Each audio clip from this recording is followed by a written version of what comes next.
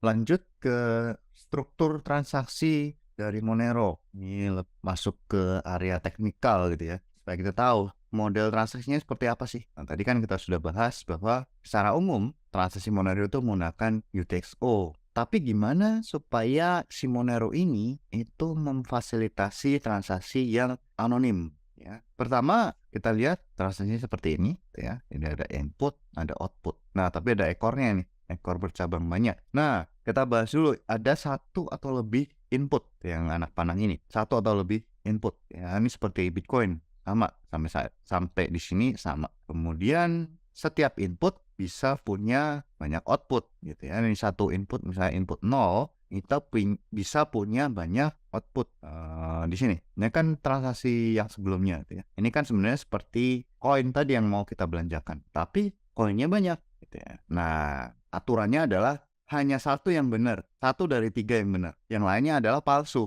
namanya decoy atau namanya mixin, gitu ya. Nah, ini dipakai untuk menipu orang. Jadi misalnya ini sebenarnya adalah output A yang dibelanjakan oleh output 0. Kemudian hanya output X yang dibelanjakan oleh output 1 atau output Y, gitu ya, supaya berbeda.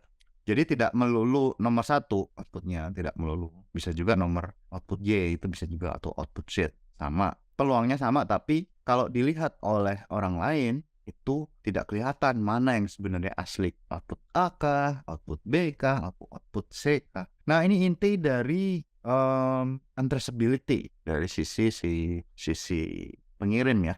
Ini ring signature nanti jadinya. Nanti akan kita bahas lagi. Pokoknya yang asli adalah satu, yang lain adalah decoy atau palsu, jebakan. Nah, sebuah transaksi seperti Bitcoin bisa tidak punya output, bisa, tapi ya konyol namanya. Jadi minimal satu gitu ya. Atau banyak, bisa banyak output. Misalnya kalau dua output itu artinya biasanya begini. Kita belanjakan, tadi kita belanja coklat, kita dapat kembalian. Ya, itu seperti itu.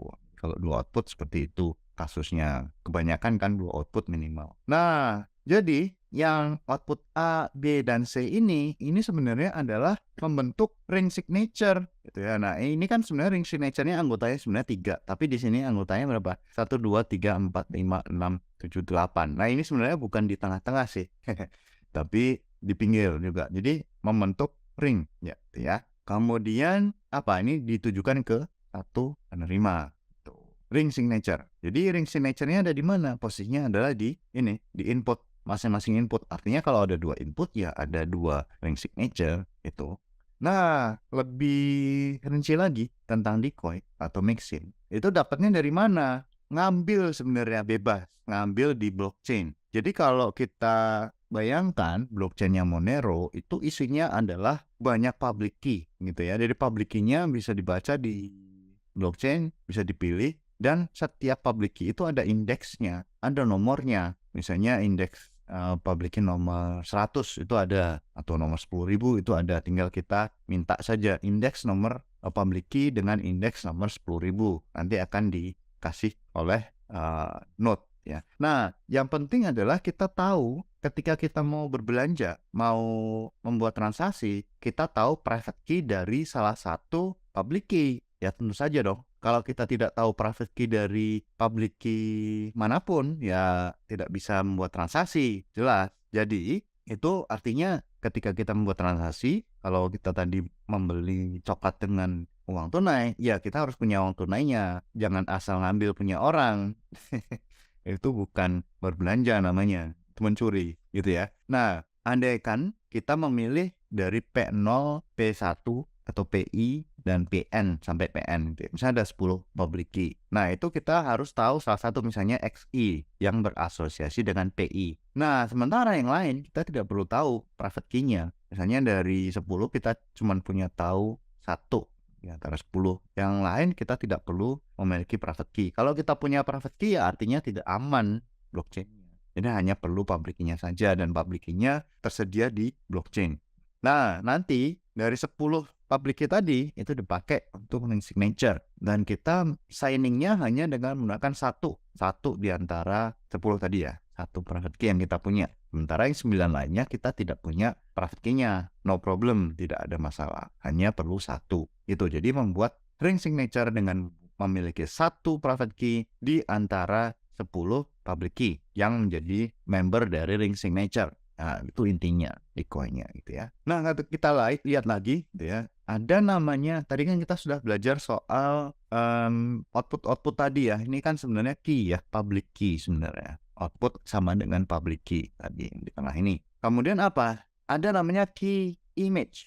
Nah, ini sebenarnya penting nih. Ini sebenarnya seperti label, tag gitu ya. Kalau kita belanja baju itu kan ada tagnya, harganya gitu ya. Nah, di transaksi Monero juga harus ada tagnya. Kenapa? Karena begini, key image ini adalah sebuah penanda bahwa private key tertentu sudah dipakai. Entah private key yang mana, dari output 0 sampai output N, ya 0, I, N gitu kan. Entah yang mana, itu diasosiasikan dengan satu key image gitu ya. Jadi key image ini sebenarnya representasi, anggap saja encrypted dari media encrypted dari private key, tapi dia bukan private key, hanya sebagai label saja. Nah, nanti ketika si orang tadi mencoba membuat double spending, kenapa? Karena double spending, kalau misalnya kita pikir-pikir, kalau orang tidak bisa tahu siapa pengirimnya, artinya saya bisa double spending. Oh, ternyata tidak bisa. Kalau kita bisa double spending di Monero, nah buat apa kita membuat menggunakan blockchain Monero ya kan? Semua orang bisa membuat transaksi. Tapi dengan menggunakan key image, artinya satu private key tadi hanya bisa dipakai satu kali saja. Gitu. Jadi ya ketika kita punya satu koin, kita hanya bisa membelanjakan koin tadi satu kali saja. Sama seperti Bitcoin sebenarnya konsepnya. Gitu. Tapi karena Monero itu tidak transparan, tidak bisa kelihatan output mana yang dihabiskan, gitu ya. Artinya mereka harus memiliki cara bagaimana supaya membedakan antara output yang sudah dihabiskan dan output yang belum dihabiskan. Nah, menggunakan key image tadi. Nah, key image itu adalah I. Nah, itu kalau dengan rumus matematika, gitu ya. Itu X kali HP kali P. Ya, nah saya tidak akan membahas tentang rumus-rumus ini supaya tidak membingungkan gitu ya, supaya tidak bingung. Yang penting konsepnya seperti ini. Ini modelnya seperti ini. Nah, ini ada di white papernya miliknya si Van Saberhagen sebenarnya ada sih.